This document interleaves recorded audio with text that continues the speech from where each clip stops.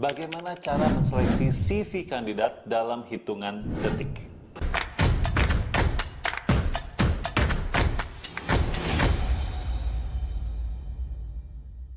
Halo semuanya, kembali lagi di channel Tanya Kak Sam. Video ini merupakan rangkaian video. Ini video kedua, di mana kita sedang membahas cara untuk merekrut karyawan dengan lebih cepat, lebih tepat, dan juga lebih hemat.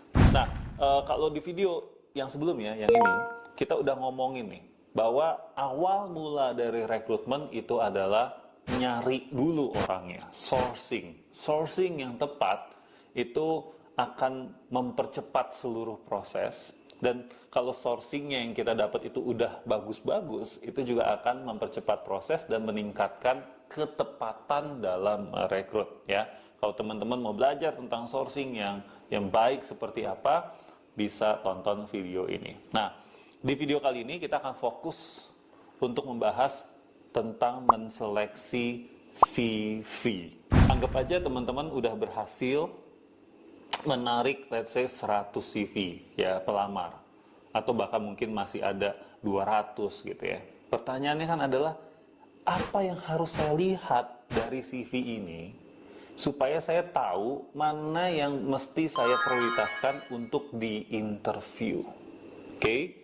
Nah, ilmu ini nih nggak banyak yang tahu gitu ya, karena biasanya yang difilter itu di CV cuman IPK, apa kalau ini fresh graduate gitu ya, atau yang kedua adalah asal kampusnya dari mana gitu ya, atau misalkan yang dilihat lagi adalah dia punya title dia yang terakhir apa. Itu nggak salah, tetapi kalau kita hanya men-screening dari hal-hal yang sifatnya generik seperti itu, takutnya itu tidak akan terlalu membantu teman-teman untuk mensortir mana kandidat yang harus kalian prioritaskan untuk interview.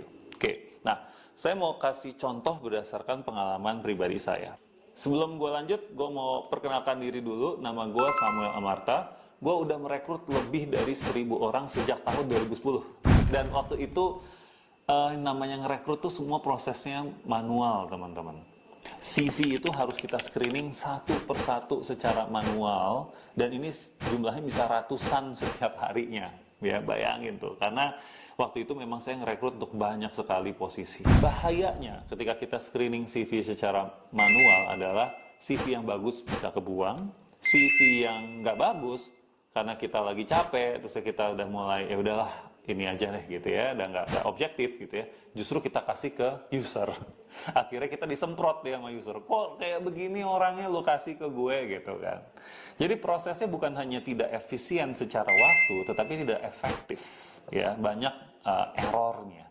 Tapi teman-teman yang menjadi recruiter di tahun-tahun ini, harusnya kalian lebih mudah, harusnya lebih bersyukur, karena udah banyak teknologi yang menggunakan AI. Salah satu yang gue rekomen itu contohnya adalah Caliber.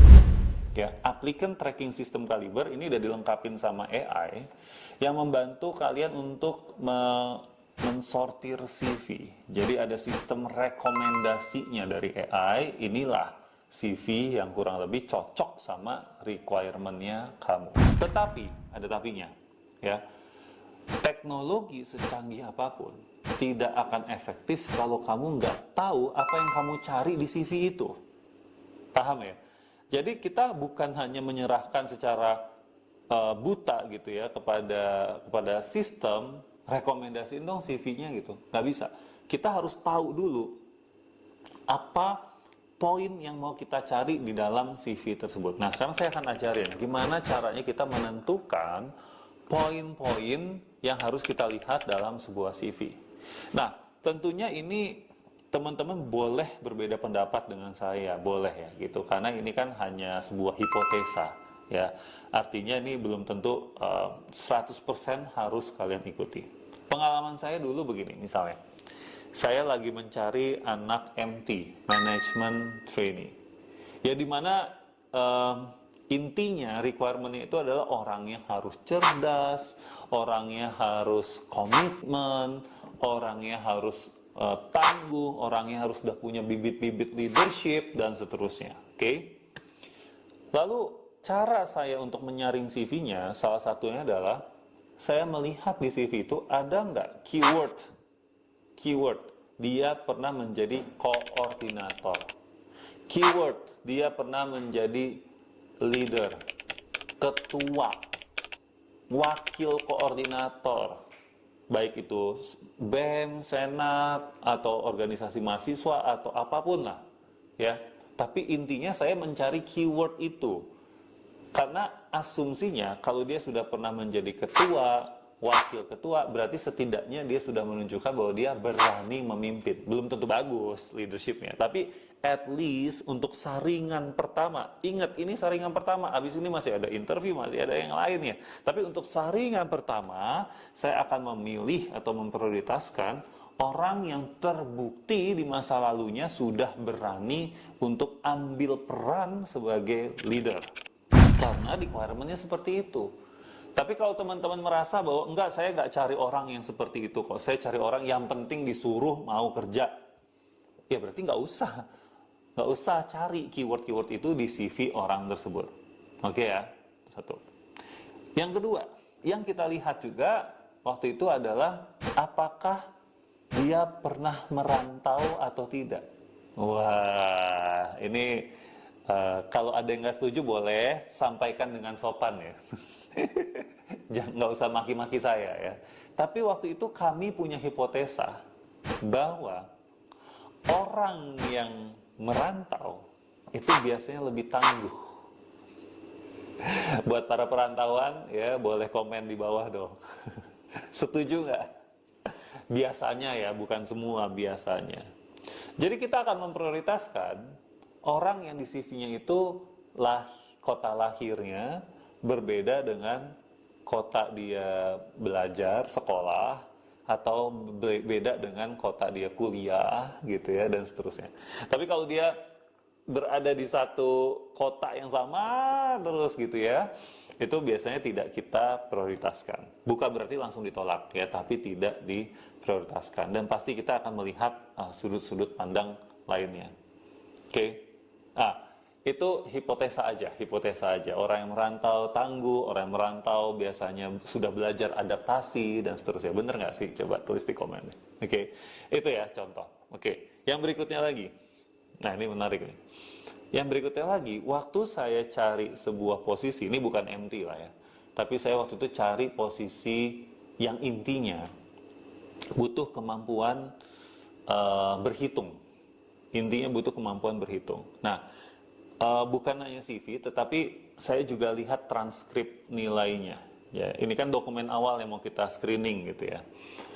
Kalaupun misalkan teman-teman mau hire gitu ya, dan dia butuh dokumen transkrip nilai gitu ya, minta aja dulu. Nanti kan mereka kasih, terusnya kita bisa analisa. Nah, di transkrip nilai itu apa yang kita lihat? Kita bukan lihat nilai IPK-nya secara keseluruhan, bukan. Yang kita lihat itu adalah mata kuliah yang sekiranya di situ membutuhkan hitung-hitungan. Mana mata kuliah yang membutuhkan hitungan, kita lihat nilainya berapa. Ada nggak nilainya nggak lulus? Atau pernah nggak lulus? Ya. Atau kalaupun lulus, minimal nilainya yang A pasti diprioritaskan, dan seterusnya. Ya, jadi ini agak melebar, bukannya CV tapi juga transkrip nilai.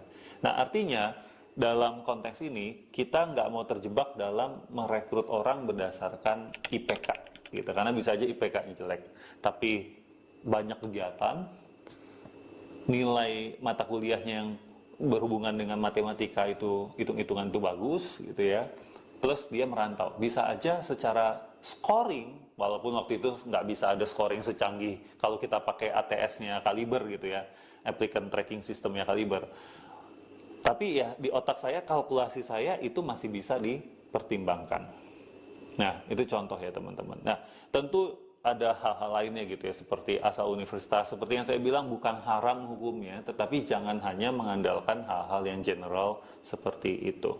Bahkan ada juga di beberapa case, Kalau saya mau rekrutnya bukan fresh graduate, saya mau rekrutnya adalah professional hired, dan saya pengen mencari orang yang memang data driven, orangnya data driven. Maka di CV-nya yang saya akan prioritaskan adalah kalau dia menulis CV dengan mencantumkan data. Contoh, dia mencantumkan misalnya dia kerja sebagai apa ya? Dia kerja sebagai kepala operation gitu misalnya. Lalu dia cantumkan efisiensi dia bisa berapa persen. Tingkat reject atau tingkat error dari sebuah produk itu bisa berturun berapa. Atau apapun lah. Anything about data dari pekerjaan dia sebelumnya. Nah, harapan saya kan dengan dia menuliskan data-data di CV-nya, at least dia tahu bahwa data itu penting sehingga dia cantumkan di CV orang tersebut, di CV-nya dia. Tapi kalau misalnya di CV-nya cuman nggak ada data, yang cuman deskripsi, itu tidak saya prioritaskan. Nah, terus untuk yang kalau kalian hire profesional, kalian juga harus hati-hati. Nama jabatan itu di CV itu bisa macam-macam. Coba kita mau ngomong nama jabatan sales. Sales itu banyak banget. Ada yang bilangnya sales, ada yang bilangnya business development, ada bahkan yang nyebutnya marketing, ada yang nyebutnya apa lagi ya? RM, relationship manager. Walaupun saya tahu istilah ini sebetulnya beda-beda. Job desk-nya maknanya beda-beda. Tapi di luar sana banyak orang yang masih menyamakan, atau banyak perusahaan yang masih menyamakan. Gue nggak mau nyebutnya sales deh, gue nyebutnya relationship manager biar orang mau join gitu, karena orang pada takut untuk jadi sales gitu. Padahal kerjanya sales bukan membangun relasi, contoh begitu ya. Nah, intinya adalah kalau kita mau screening CV dan kita mau lihat apakah orang ini punya pengalaman yang relate dengan posisi yang saya cari, teman-teman nggak bisa hanya pakai satu kata kunci, tapi kalian harus cari apa padanan kata atau keyword dari posisi tersebut. Ya. Sama halnya itu tadi contoh sales. Sama halnya dengan posisi yang ngurusin sosial media. Namanya banyak tuh. Social media specialist. Atau namanya content creator. Social media strategist. Apalagi ya. Banyaknya gitu namanya gitu kan. Organic marketing. Whatever lah gitu ya. Nah, kalian harus tahu itu. Bisa mencari keyword-keyword yang tepat. Ya. Nah, kesimpulannya adalah teman-teman, kita mesti ngerti market, kita juga mesti punya hipotesa gitu ya, kira-kira dari CV ini apa sih yang bisa kita gali, yang bisa kita lihat, yang bisa kita ambil keywordnya atau polanya dan sebagainya. Nah, kehadiran sistem seperti applicant tracking system dari Kaliber yang seperti ini nih, saya kasih lihat bentuknya kayak gini, itu tuh membantu kalian untuk memprioritaskan CV. Tapi kalau kalian nggak tahu apa yang dicari, sama juga bohong. Oke? Nah, ini semoga ini membantu, dan harapannya dengan kita tahu cara yang tadi, kita jadi lebih objektif dalam menentukan apakah CV ini kita loloskan ke tahap berikutnya atau tidak. Sekali lagi, jangan ngelolosin CV hanya karena fotonya cantik atau ganteng. Itu nggak objektif, bos, dan itu diskriminasi. Kasihan dong yang nggak cantik atau nggak ganteng. Oke, teman-teman, so thank you. Semoga video ini membantu. Kalau kalian suka dengan video ini, disebarin ke teman-teman rekruter atau kepada business owner, supaya business owner juga belajar cara merekrut yang tepat, bukan sekedar mau cari orang yang gajinya murah. Oke, thank you semuanya. Sampai jumpa di video ketiga.